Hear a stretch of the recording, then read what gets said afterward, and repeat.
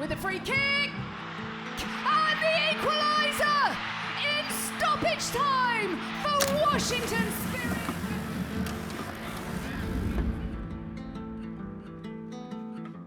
Hi, my name's Hal Hershfelt, and I'm entering my first year in the NWSL with the Washington Spirit. All right, so on draft night, basically I was on the couch with my family.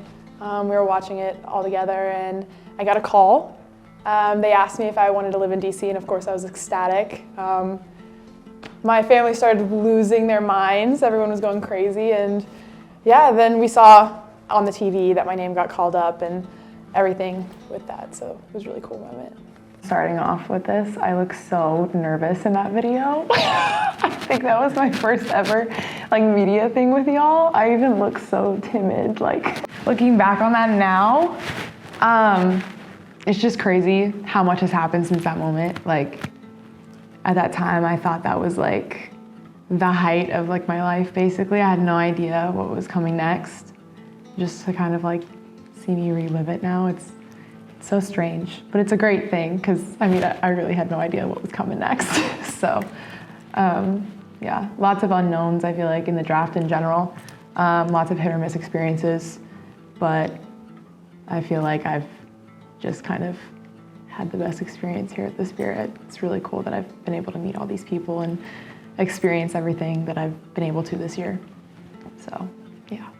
The moment I figured out that I kind of wanted to play professional soccer was definitely when I went into college, and I kind of found a love for the competitiveness of those games and kind of the high stakes, and I kind of want to take that to the next level. And obviously in the NWSL, it's the most competitive league that there is for women's soccer, so I'm just really excited to be a part of it.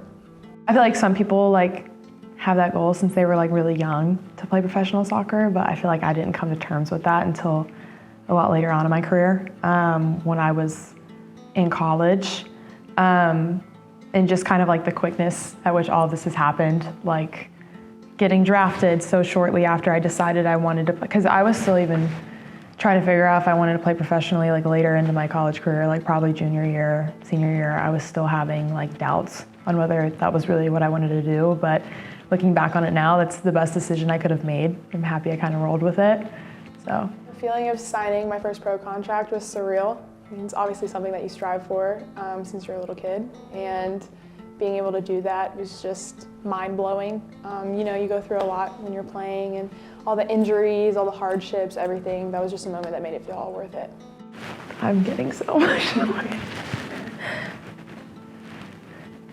That one especially, I feel like the hardships that you have to endure, and this goes for anybody, when you're playing a sport that you love, it almost consumes you in the best way ever, but also it can be negative sometimes, and I feel like the ups and downs is what makes getting to this point so worth it.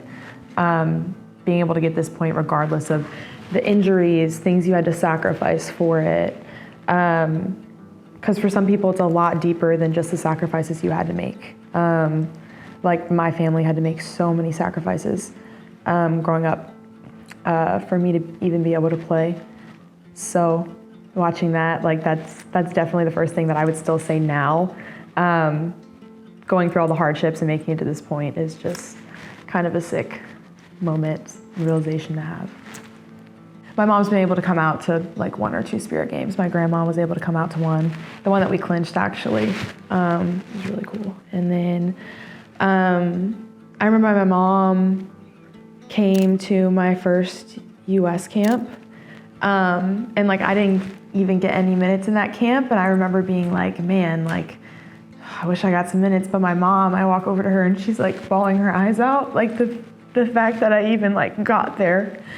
And I think sometimes when I'm hard on myself, I think about what are the people that I love the most thinking right now, and that was a moment like that for me. That was wow, she still thinks that I'm on top of the world, even though I was still kind of shy, it's my first US camp, don't really know what's going on. She thinks that I'm a superhero, so that was cool.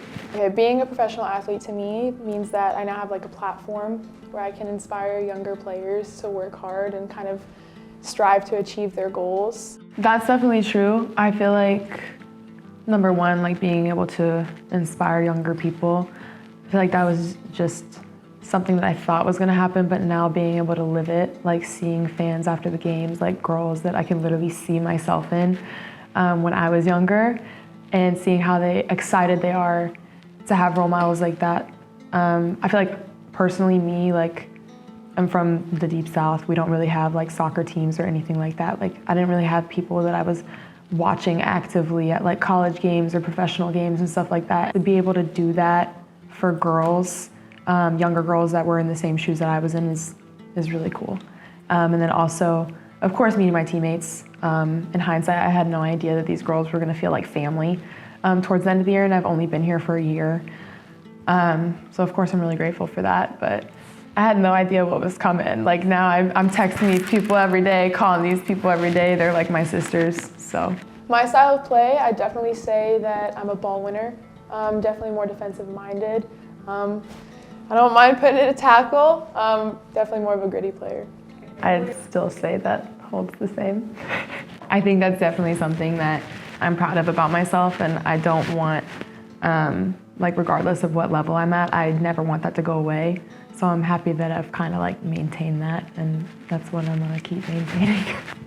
My goals for the season, other than to win, of course, probably be just not only develop as a player, but develop my relationships with my teammates. I feel like that kind of drives a team, is how well you know your teammates and how much you care about each other. And I personally play better when I love the people around me.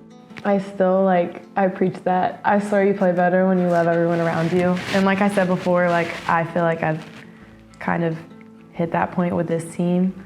Like being on the field, being able to like fight, maybe against them sometimes at practice and with them when we're playing opponents is something that I just enjoy every single day when I'm stepping on the field. So I definitely feel the same way as I do in this video.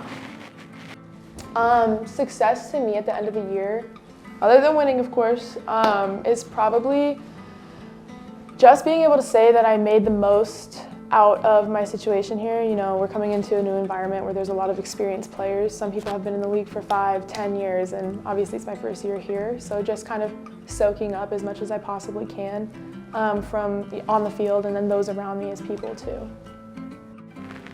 That's crazy. Yeah. I mean, still stands the same. I just think that me in this video had no idea what was coming in the next literally couple months. So it's cool to see how, I feel like my core values are the same, just my experiences are completely different in such a short amount of time too. So I can't even imagine like what's gonna happen while I'm here, you know, in the future, so. I like never, even like the whole like my experience with like the US and everything, like that was always something that was like in the back of my head, but I never knew how close it was. And I swear it's like when you're not thinking about it or when you're not like, you know, it just pops up on you one day, and that was kind of how it was. As a professional athlete, like I'm sure a lot of people feel this way. Sometimes you get in that mindset where like, sometimes you feel like maybe what you do is not good enough. But I'm like, what would me in that video think of me right now? You know what I'm saying? Like that is such a surreal experience to just look at myself having absolutely no idea what was going on. Like if I were to have a conversation with myself at that point, I'd be like, what the hell? So I feel like I always kind of have to have that moment, like what would the me like 10 months ago say about me right now? I feel like that's kind of like a checkpoint that I have in my head when I'm feeling really down on myself. You know, yeah, what a freaking ride, y'all.